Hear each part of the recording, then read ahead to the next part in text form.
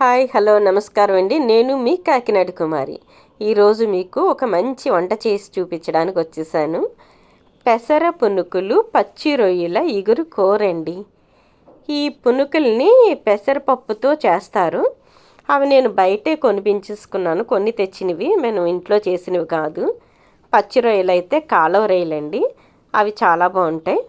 మనకు తెలుసు కదా, ఎప్పుడు నేనేం చేస్తాను, పచ్చిమిరపకాయలు కరివేపాకు ఫస్ట్ వేస్తాను, తర్వాత ఉల్లిపాయలు. ఆ తర్వాత అవి మగ్గుతూనే టైంలో మనం ఈ పునుకుల్ని బయట కొన్నాయి కదా, ఒకవేళ గట్టిగా ఉంటాయి అనిపిస్తే కొంచెం ఫోర్క్ తోటో దేనితోటి ఇలా ఇలా రెండు పొడిచి చూడండి. తర్వాత ఇంకొక విషయం ఏంటంటే, ఆయిల్ ఎక్కువ పీల్చి ఉన్నాయి అనిపిస్తే టిష్యూతో శుభ్రంగా నొక్కి తుడిచేసి ఆయిల్ బయటికి తీసేసేయండి.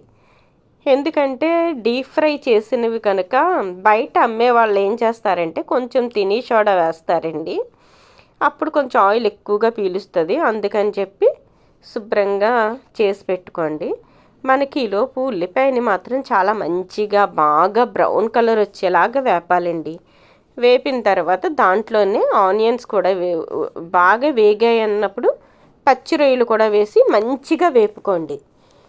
ఈ పచ్చి రొయ్యలు మనం పచ్చివే వేస్తున్నాం కదా, పక్కన ఉడికించి అది వేయట్లేదు. ఇలా ఉల్లిపాయలతో పాటు అది మంచిగా వేగాలన్నమాట. ఆ వేగిన తర్వాత అల్లం వెల్లుల్లి పేస్టు, దాన్ని కూడా కాసేపు మంచిగా వేపిన తర్వాత గరం మసాలా పౌడర్. మీకు నేను ఇంతకు ముందే చెప్పున్నాను కదా, నేను గరం మసాలా ఎలా చేస్తానంటే ధనియాలు జీలకర్ర ఎక్కువగా వేస్తాను, చెక్క లవంగ యాలకులు కొంచెం తక్కువ వేసి మిక్సీ పట్టేసి ఉంచేసుకుంటాను. నేను అదే వాడతాను. ఇవన్నీ వేసేసిన తర్వాత కారం కూడా వేసి పచ్చివాసన పోయే వరకు వేపి తర్వాత మన పునుకులు ఉడికేటందుకు సరిపడినంత వాటర్ వేసుకోవాలి. మీకు కొన్ని పునుకులు చాలా గట్టిగా ఉంటాయండి, అప్పుడు దాంట్లోని మనం కొంచెం ఎక్కువ వాటర్ పడుతుంది. నేను చెప్పాను కదా, అలా గట్టిగా ఉన్నాయనుకోండి, అలా ఫోర్క్ తోటి పొడుచుకుని లోపలికి పులుసంతా వెళ్ళేలాగా. తర్వాత చెప్పాను కదా, ఆయిల్ ఎక్కువగా ఉంటే కనుక అలా టిష్యూతో తీసేసేయండి. ఇలా నీళ్ళు మరుగుతూ ఉన్నప్పుడు ఆ పునుకుల్ని వేసేసేయండి. మీరు వాటర్ చూసుకోండి. నాకు ఇక్కడే సాల్ట్ కొంచెం తక్కువైతే వేసేసుకున్నాను, ఎందుకంటే దగ్గరగా అయిపోయిన తర్వాత మనం కలపడానికి ఉండదు.